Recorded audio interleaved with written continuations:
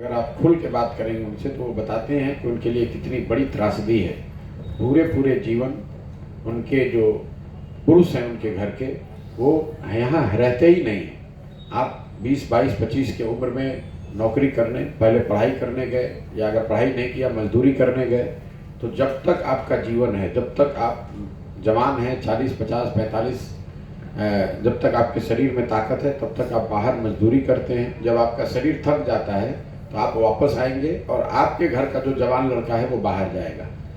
गांव में जो बुजुर्ग लोग मिलते हैं वो अक्सर यही, वो भी ऐसा कोई नहीं जिसने कि ये न बताया हो कि उसने जब वो यंग था, जब वो नवयुवक था, तो उसने भी 20 साल, 25 साल, 30 साल बाहर जाकर काम किया है। ये जो बहुत बड़ा पहलू है वो देखने को मिल रहा है। दूसरी समस्या स्वाभाविक तौर पर यहाँ खेती किसानी को लेकर है। यहाँ पर जो लोग खेती किसानी करने वाले लोग हैं, किसानों की समस्या या इस पलायन और मजदूरी से जुड़ा हुआ जो मामला है, उसमें एक जो सबसे बड़ी बात है आपको समझना चाहिए वो है कि बिहार में 60% लोग भूमिहीन हैं। 60% लोगों के पास जमीन ही नहीं है।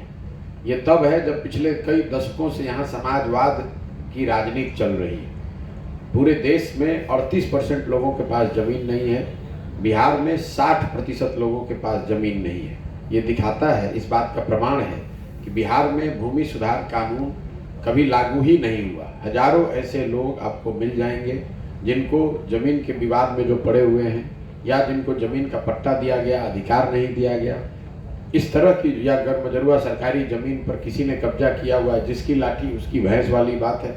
कोई उस भूमि सुधार कानून के नहीं लागू होने की वजह से और 60% से ज़्यादा लोग भूमिहीन होने की वजह से खेती किसानी करने वाले लोगों में आपको मजदूरी करने वाले ज़्यादा मिलेंगे, खेती किसान कम मिलेंगे।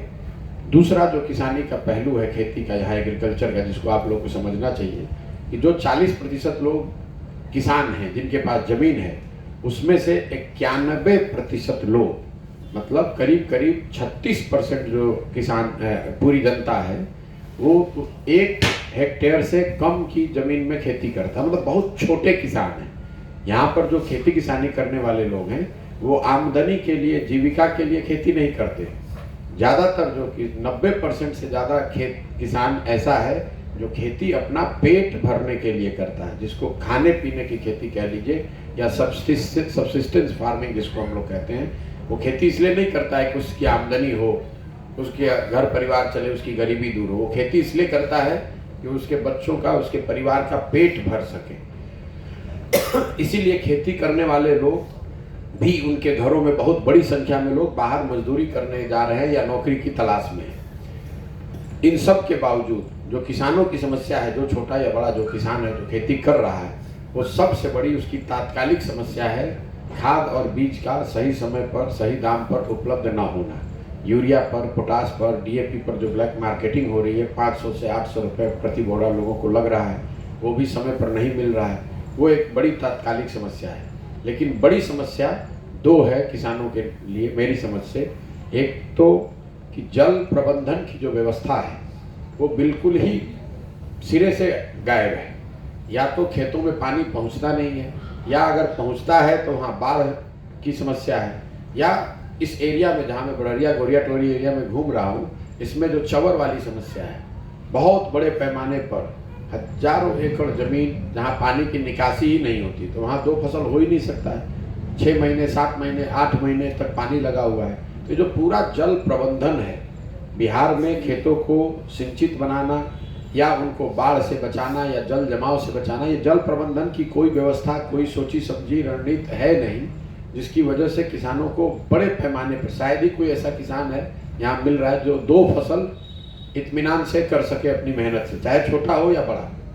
ज़्यादातर लोग ऐसे ही हैं, 1 फसल हो गया, दूसरी जो फसल है वो भगवान भरोसे है, बारिश हुई तो फसल होगा, अगर बाढ़ नहीं आया तो बच जाएगा, अगर चवर से पानी निकल गया तो कुछ खेती हो जाएगी।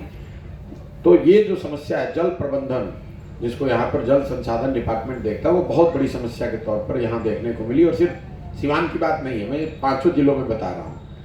और एक और आंकड़ा आपको दे देता हूँ, बिहार एकमात्र ऐसा राज्य है पूरे देश में जिसमें पिछले 10 साल में सिंचित भूमि, सिंचाई लैंड विथ एश्योर्ड इरिगेशन, जहाँ मतलब सिंचाई की सुविधा है वो भूमि कम हो गई है 11% से। मतलब अगर 10 बरस पहले 100 एकड़ जमीन को पानी की सुविधा नहरों के माध्यम से या ट्यूबवेल के माध्यम से थी, तो आज वो घटकर 89 हो गई है। ऐसा हुआ है इसलिए कि नहरों का जो रख रखाव है, जो ट्यूबवेल्स हैं उनका मेंटेनेंस है, उसको बिल्कुल ही छोड़ दिया गया है। तो जो नहर पहले से बने हुए हैं वहाँ पर भी अब पानी की व्यवस्था नहीं है, वो पानी आ नहीं रहा है, समय पर पानी नहीं आ रहा है। लेकिन इसके साथ जो सबसे बड़ी समस्या किसानों की है, सब के बावजूद जो किसान पैदा कर रहा है, वो सबसे बड़ी उसकी समस्या है उसके फसलों का सही मूल्य ना मिल पाना। चाहे वो छोटा हो, बड़ा हो, बाढ़ से ग्रसित हो, सूखे से प्रभावित हो, सब कुछ करने के बाद जो किसान पैदा करता है उसको उसका लाभ ही, उसका मूल्य ही नहीं मिल रहा है। जैसे अभी कुछ दिन पहले यहाँ धान कटा है, जब हम लोग पैदल चल रहे हैं, धान कटने का सीजन रहा है, तो ज़्यादातर लोग आपको, हम लोग को यही मिले हैं जो 1200 से 1600 रुपये के दर से उन्होंने धान को बेचा है, जबकि धान का आधिकारिक समर्थन मूल्य है 2050 रुपया।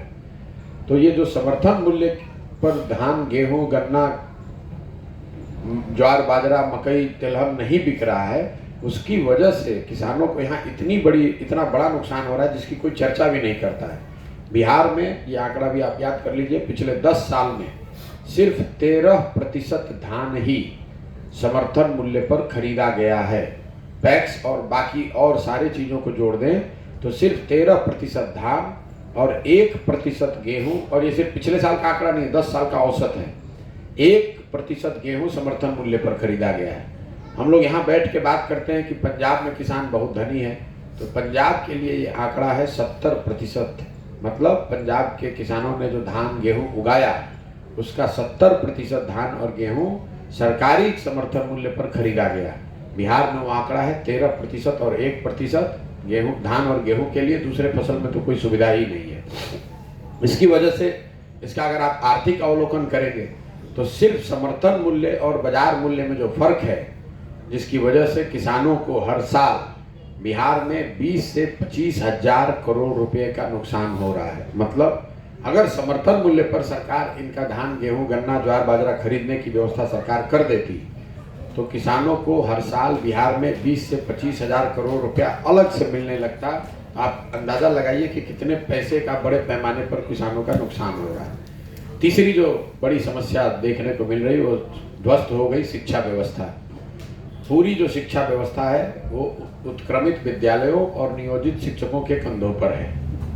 न कहीं पर सोच समझकर स्कूल बनाया गया है, न कहीं शिक्षकों का पदस्थापन किया गया है। नियमित शिक्षक हैं ही नहीं, सब नियोजित शिक्षक ही हैं अलग अलग कैटेगरी में। और जो विद्यालय हैं, जो प्राथमिक था उसको मध्य विद्यालय बना दिया गया, मध्य विद्यालय को उच्च विद्यालय बना दिया गया। और ये चिंता ही नहीं की गई कि अगर आप प्राथमिक को उच्च विद्यालय या मध्य विद्यालय बना रहे हैं तो वहाँ सुविधाएं बढ़ानी पड़ेंगी, बिल्डिंग बदलना पड़ेगा, नए शिक्षक लाने होंगे, उसकी कोई चिंता नहीं की गई। सिर्फ पेपर पर हर जगह। तो मैं कहता हूँ बिहार में जो ये स्कूलिंग है वो अभी उत्क्रमित विद्यालयों और नियोजित शिक्षकों के कंधों पर ये इसका जाल है। तो विद्यालयों को लेकर, पढ़ाई को लेकर सबसे बड़ी समस्या मुझे दिख रही है वो ये है कि physical infrastructure, building, ground, classroom, bench, कुर्सी, टेबल, फिजिकल इंफ्रास्ट्रक्चर, शिक्षक और बच्चे, ये तीन जो स्तंभ हैं शिक्षा के, इन तीनों में समायोजन का न होना। मतलब जहाँ पर बिल्डिंग है, क्लासरूम है, वहाँ टीचर ही नहीं है। जहाँ टीचर है वहाँ पर बिल्डिंग नहीं है। जहाँ दोनों है वहाँ बच्चे नहीं।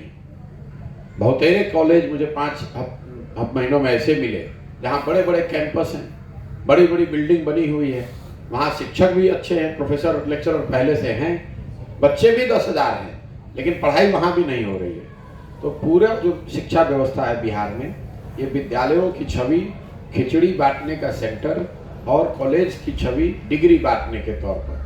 मतलब विद्यालयों से खिचड़ी बट रहा है, कॉलेज से डिग्री बट रहा है, पढ़ाई दोनों में कहीं नहीं हो रहा है। कॉलेज में बच्चे जा रहे हैं नामांकन कराने, एडमिट कार्ड लेकर परीक्षा देने और तीसरी बार वहाँ से डिग्री लेने के लिए, वो भी डिग्री 3 साल के बजाय 5 साल में, 6 साल में मिलने की वजह से गोपालगंज, सिवान जैसे एरिया में बहुत बड़ी संख्या में लड़के ऐसे मिलते हैं जो बता रहे हैं कि जो यूपी से पढ़ाई कर रहे हैं, वो डिग्री उनको चूंकि बिहार में 5 बरस, 6 बरस, 7 बरस लग जा रहा है, तो लोग वो डिग्री भी जाकर दूसरे राज्यों से लेकर आ रहे हैं। मैं समझता हूँ कि अभी तक जो मैंने देखा है उसमें शिक्षा व्यवस्था का ध्वस्त होना, ये नीतीश कुमार के 17 साल के कालखंड का सबसे बड़ा काला अध्याय है। ऐसा मैं इसलिए कह रहा हूँ कि जो लोग बेरोजगार हैं, कृषि की समस्या है, रोड नहीं है, अस्पताल नहीं है, अगर कल होकर बिहार में एक अच्छी सरकार आ जाए तो शायद ये व्यवस्थाएं सुधारी जा सकती हैं। लेकिन 2 पीढ़ियां जो इस ध्वस्त शिक्षा व्यवस्था से पढ़कर निकल गई या डिग्री लेकर निकल गई, अगर कल कोई अच्छी सरकार आ भी जाए तो भी अब वापस आकर वो पढ़ाई नहीं कर सकते हैं। उनको पूरे जीवन शिक्षित समाज के पीछे ही चलना पड़ेगा। ये बहुत बड़ी त्रासदी बिहार के लोगों की, बिहार के समाज के लिए है।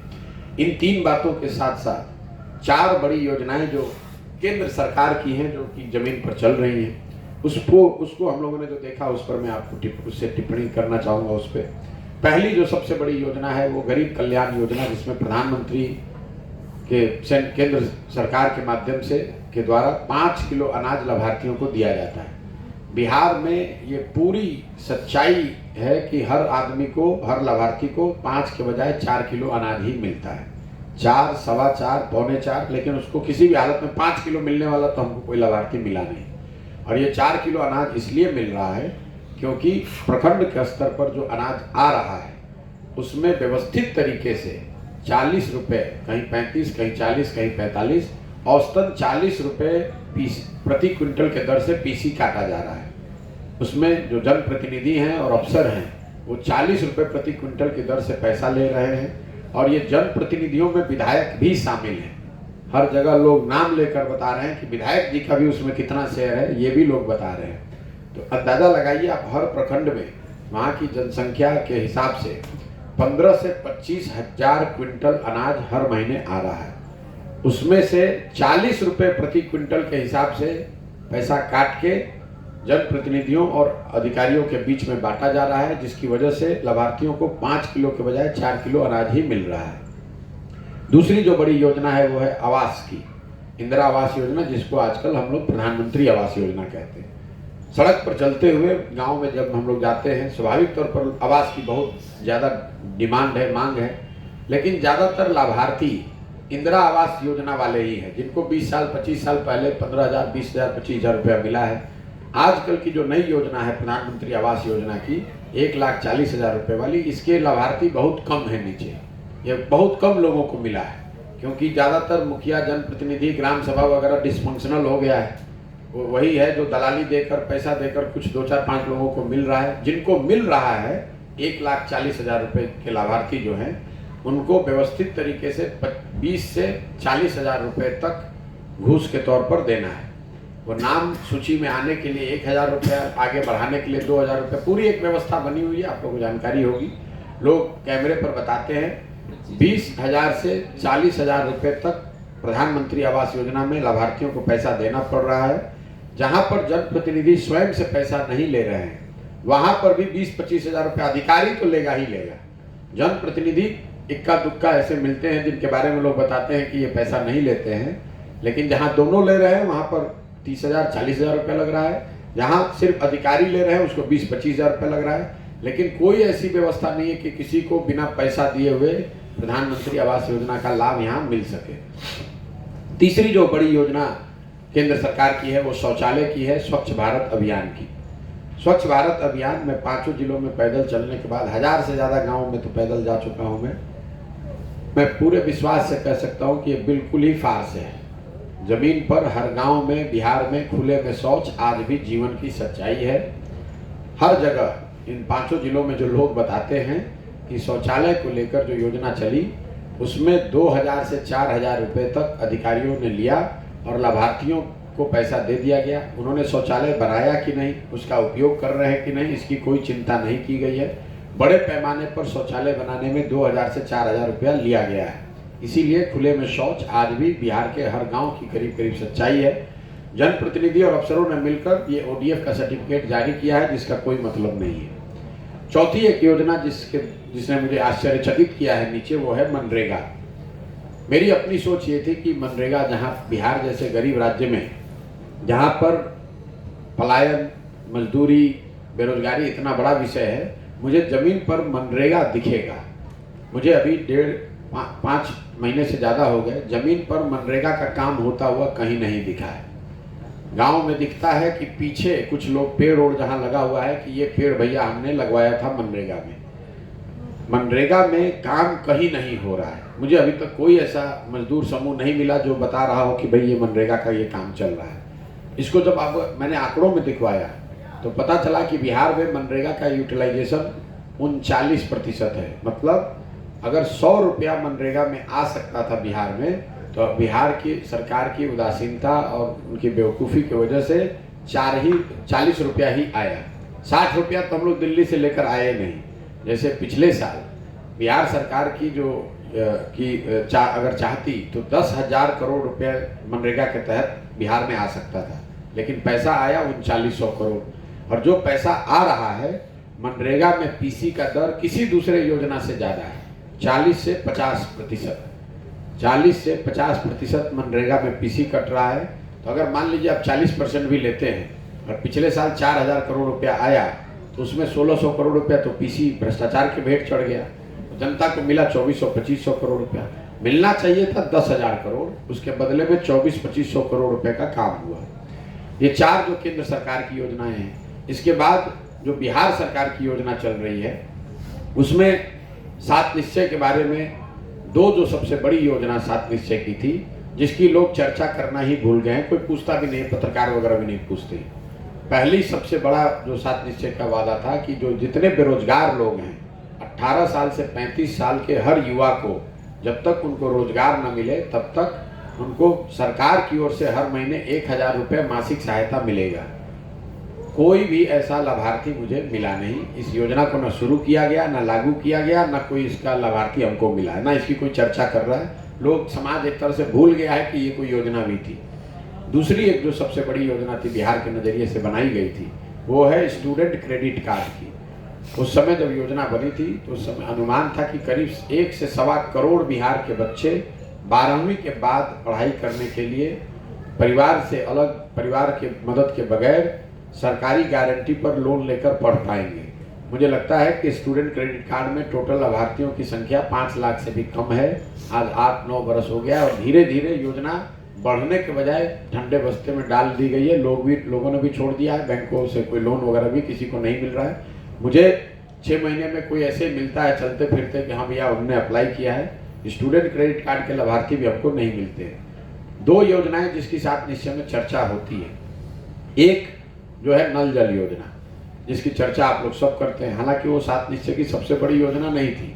2015 में यह अनुमान था कि नल जल योजना में 25,000 करोड़ के आसपास खर्च किया जाएगा 5 बरस में। मैं अभी जितने गांव में गया हूं उसके आधार पर कह सकता हूं कि 2/3 से ज़्यादा नल जल योजना काम नहीं कर रही है। या तो बना तो ठीक से बना नहीं, या बना तो चला नहीं, या चला तो चल के बंद हो गया। 2/3 से ज़्यादा नल जल योजना बिल्कुल डिफंक्ट है। स्वाभाविक इसमें अलग अलग जिलों में अलग अलग स्थिति है। पश्चिम चंपारण में 90% नल जल योजना नहीं चल रही। सिवान में मुझे लगता है अभी तो शुरू किया है, कुछ ही प्रखंड गए हैं, लेकिन यहाँ पर भी कमोबेश वही स्थिति है। 10 में इक्का दुक्का ही नल जल योजना चलती मिल रही है। एक और जो सबसे बड़ी योजना थी 7 निश्चय की वो थी नालियों गलियों का पक्कीकरण। उस समय का अनुमान था कि 2015 से 2020 के बीच में बिहार के हर घर का नालियों का पक्कीकरण कर दिया जाएगा और उन नालियों को एक गांव के बड़े नाले को बनाया जाएगा ताकि घर के पानी के निस्तारण की व्यवस्था हो बड़े नालों के द्वारा, और उसको गांव के बाहर कहीं एक जगह निस्तारित पानी को निकाला जाए। उस समय का अनुमान था कि इस योजना पर 80,000 करोड़ रुपया खर्च होगा।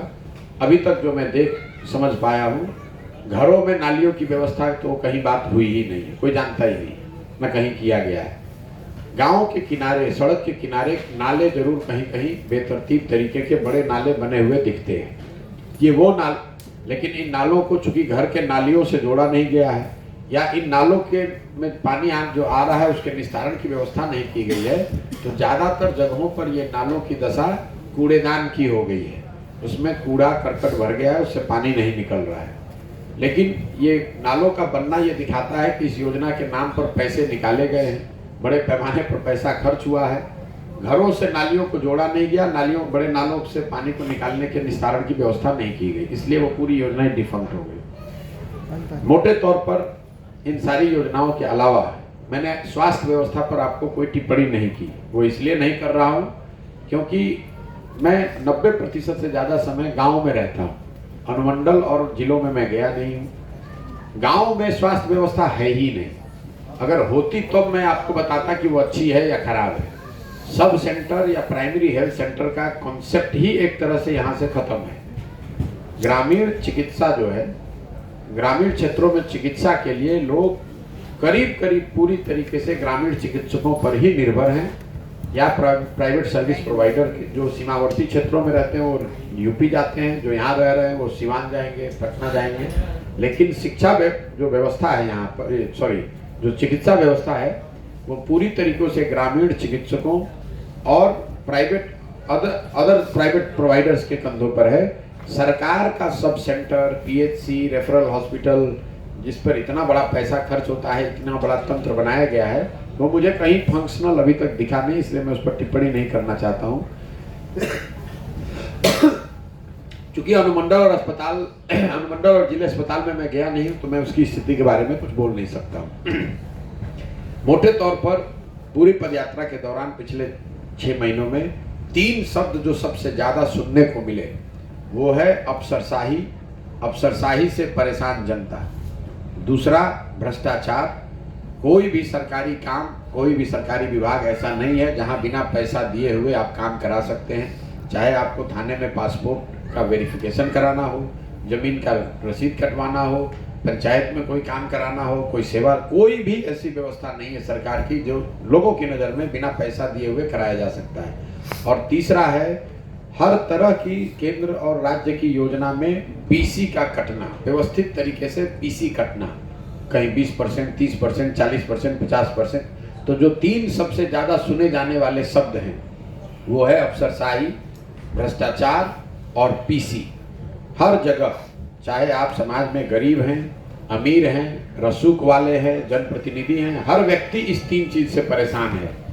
व्यापक अफसरों की मनमानी, हर सरकारी तंत्र में फैला हुआ भ्रष्टाचार और सरकारी योजनाओं में कटने वाले पीसी के वजह से। अंत में अभी तक जो मैं हजारों लोगों से जो मिला हूँ, बैठा, देखा, समझा, बातचीत करी, उसमें समझ में आ रही है ज़्यादातर लोग, करीब करीब 99% लोग इस सरकार को लेकर या तो उदासीन हैं या गुस्से में हैं। लोग, कोई नहीं ऐसा मिलता जो बताता है कि देखिए भैया ये सरकार चल रही है, देखिए आगे अच्छा क्या होता है। ज़्यादातर लोग यही बताते हैं कि भैया इस सरकार से तो कुछ होने वाला नहीं, या तो वो उदासीन है या गुस्से में है। ये मोटे तौर पे हमारी अभी तक की समझ है। बाकी आपके जो सवाल है वो आप कर सकते हैं।